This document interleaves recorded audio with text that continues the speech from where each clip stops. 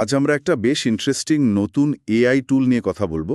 Spreadsheet যারা ব্যবহার করেন তাদের জন্য খুবই কাজের হতে পারে। নাম শর্টকাট। হ্যাঁ, শর্টকাট।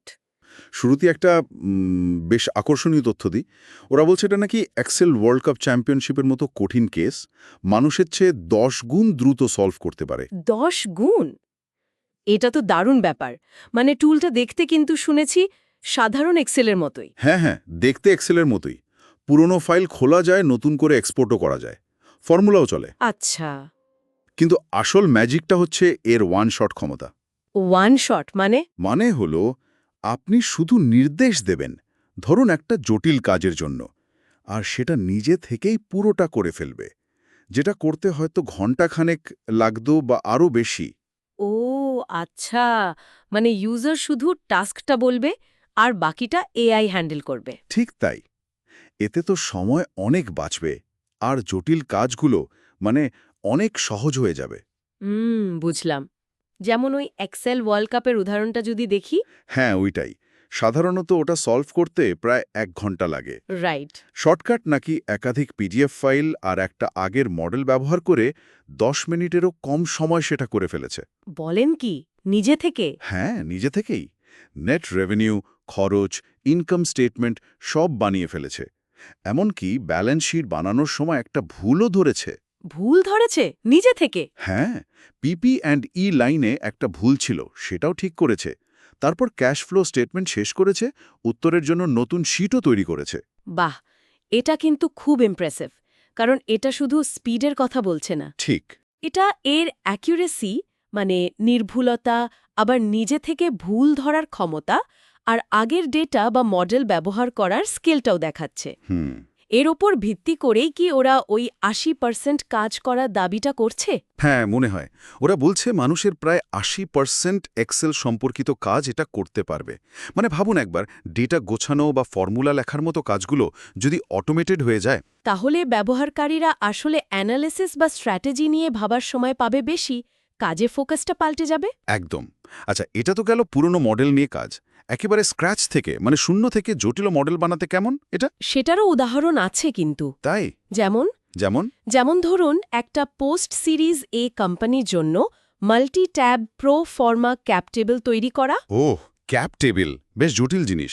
আইনজীবীদের তো পুরো দিন লেগে যায় অনেক সময়। ঠিক। শর্টকাট নাকি সেটাও এক শটে, মানে এক নির্দেশেই ১০ মিনিটের কম সময় করে ফেলেছে। অবিশ্বাস্য।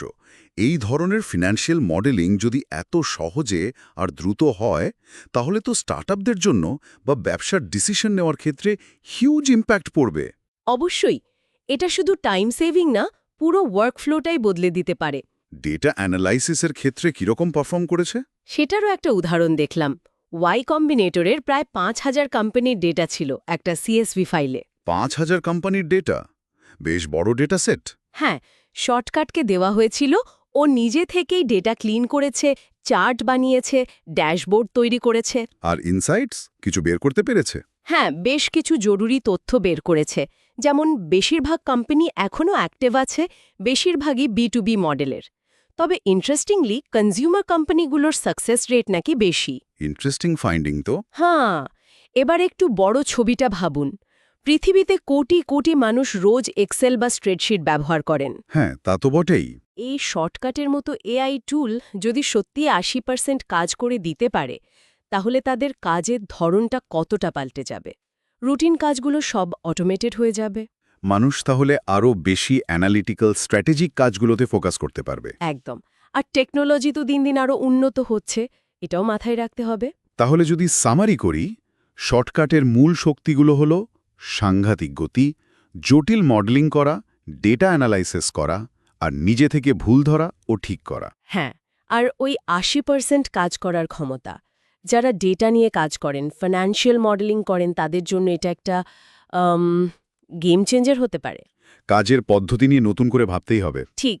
আর এখানেই বোধহয় আজকের আলোচনার শেষ প্রশ্নটা চলে আসে। যদি এআই এত দ্রুত আর নির্ভুলভাবে এসব জটিল স্প্রেডশিট সম্পর্কিত কাজগুলো করে ফেলতে পারে, তাহলে ভবিষ্যতে ডেটা নির্ভর কাজগুলোতে মানুষের ঠিক কোন স্কিলগুলো দরকার হবে সবচেয়ে বেশি? এই টুলগুলোর পাশে মানুষের ভূমিকাটা কিভাবে ইভলভ করবে? খুব গুরুত্বপূর্ণ প্রশ্ন, এটা নিয়ে ভাবা দরকার। প্রসঙ্গত বলি, শর্টকাটের একটা আর্লি প্রিভিউ নাকি চালু হয়েছে। ও তাই? অ্যাক্সেস পাওয়া যাচ্ছে? ভিডিওতে বলছিল যে ওদের পোস্টে কমেন্ট করে ইনভাইট কোড চাইলে পাওয়া যেতে পারে। যারা আগ্রহী চেষ্টা করে